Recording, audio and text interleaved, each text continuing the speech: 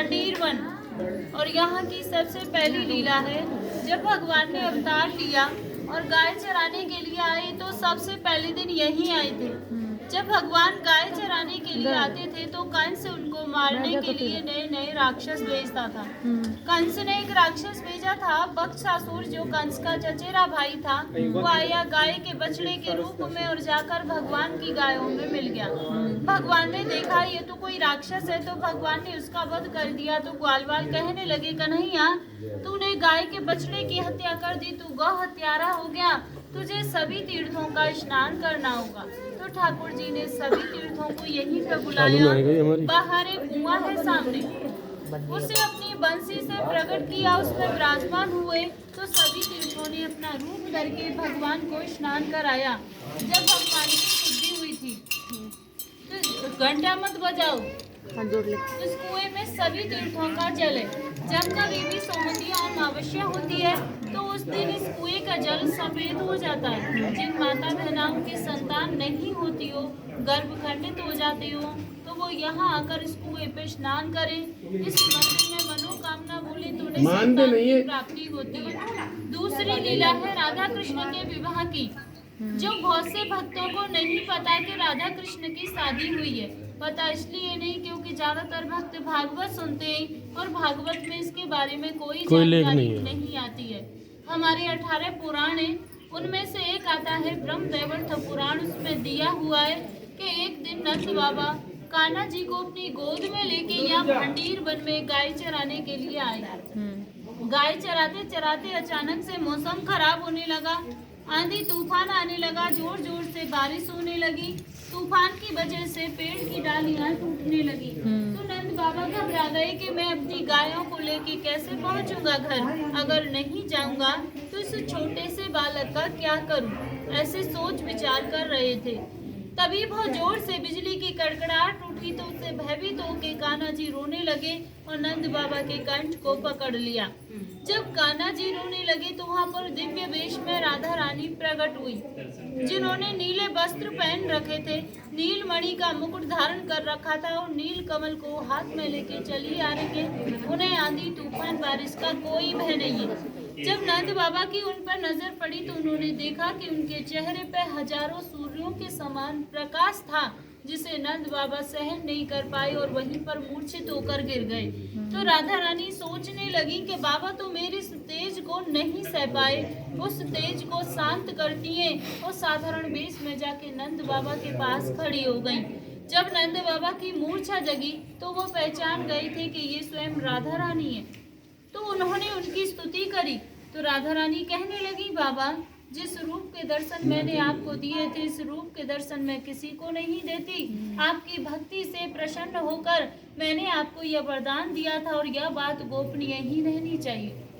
तो नंद बाबा कहने लगे कि मुझे तो पहले ही मेरे गुरु गर्ग मुनि ने आप दोनों के बारे में बता दिया था। जब लाला का नामकरण हुआ था तो उस दिन 27 नाम रखे गए थे कान्हा जी के, उसमें से 17 नाम राधा के ऊपर थे, जैसे राधिका वल्लभ, राधा दामोदर। तो नंद बाबा कहने लगे, गुरुदेव ये राधा कौन है जो तुम बार बार मेरे लाला के आगे राधा शब्द जोड़ते हो। तो उन्होंने बताया कि ये वृषभान की बेटी है, आदि शक्ति है, इसका नाम राधा है।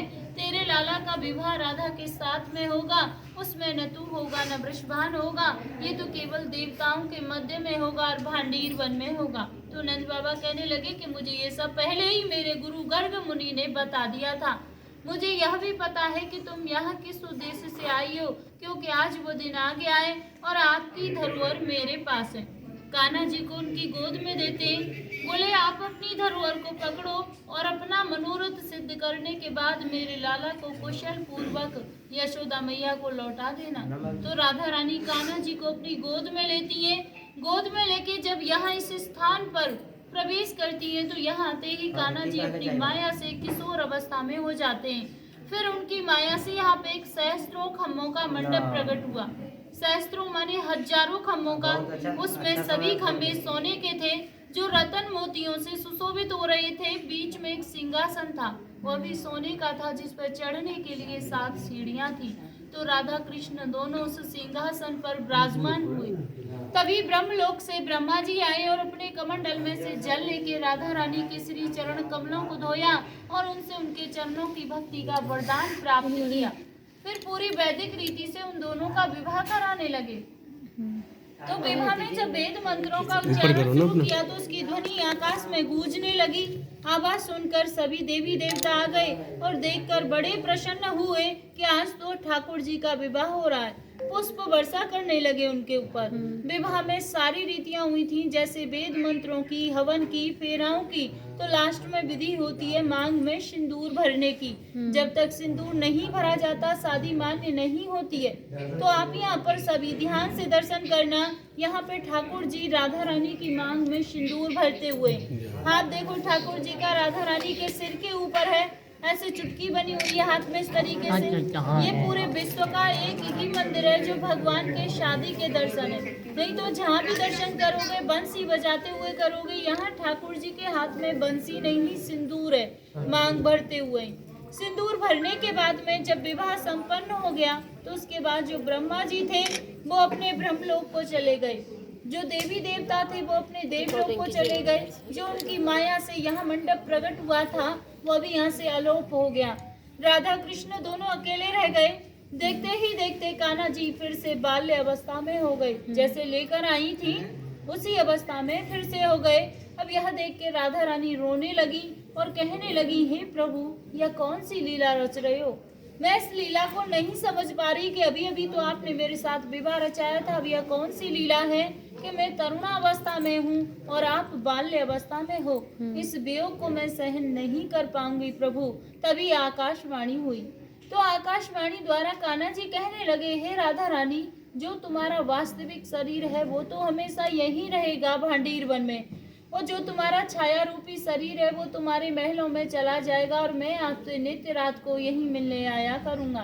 तो इतना सुन के राधा रानी बहुत खुश हुई और कान्हा जी को अपनी गोद में उठाया और जैसे नंद बाबा से वादा करके आई थी कुशल पूर्वक यशोदा मैया के पास छोड़कर वापस आई। तीसरी लीला है, एक दिन राधे कृष्ण इसी वन में बैठे हुए थे तो कन्हैया जी कहने लगे, हे राधे ये हमारा तुम्हारा निकुंज वन है, हमारी तुम्हारी कुंजों की लीला हुई है। इसलिए आज इस वन को प्रसन्न होकर वरदान देता हूँ, जो भक्त यहाँ आएगा और इस कुएं पे आचमन करेगा तो उसे 14 अवतार के दर्शनों का फल प्राप्त होगा। कुआं पे स्नान करेगा तो उसके जाने अनजाने के जो भी पाप हैं सब नष्ट हो जाएंगे। मंदिर में बैठ के कोई मनोकामना बोलेगा तो उसकी मनोकामनाओं को पूरी करूंगा। या फिर कोई भक्त यहाँ पे एक रात्रि निवास करेगा, कुआं पे स्नान करेगा, फिर भांडीर बिहारी के दर्शन करेगा तो उसे गौलोक की प्राप्ति होगी। यहाँ बैठ के कोई चीज खाएगा तो उसे इंद्रलोक की प्राप्ति होगी। या यहाँ पे कोई गौदान करेगा तो उसकी 73 पीढ़ियों का उद्धार होगा। इतना सुनने के बाद राधा रानी घबरा गई और बोली, हे प्रभु आपने तो इतने वरदान दे दिए, इतना होने पर तो यहाँ भक्तों की इतनी भीड़ हो जाएगी, 24 घंटे भक्त रहेंगे, हमारे तुम्हारे मिलने में बाधा पड़ जाएगी। तो ठाकुर जी बोले, हे राधे गोपनीयम यह मेरा गुप्त स्थान है, यहाँ पे हर कोई नहीं आ सकता। जिसके ऊपर मेरी विशेष कृपा होगी वही भक्त यहाँ पे आ सकता है, अन्यथा हर किसी को मैं यहाँ आने नहीं दूंगा। तो जब जिन भक्तों के ऊपर ठाकुर जी की विशेष कृपा होती है वही भक्त यहाँ तक पहुँच पाते हैं। बोलिए राधे राधे राधे राधे राधे राधे राधे। तो ये एक विवाह का मंदिर है। तो यहाँ पे राधा रानी के कन्यादान का दान होता है। कन्यादान में जैसे साड़ी श्रृंगार का सामान राधा रानी को भेंट किया जाता है। हो गई लीला तो बंद कर दो। कन्यादान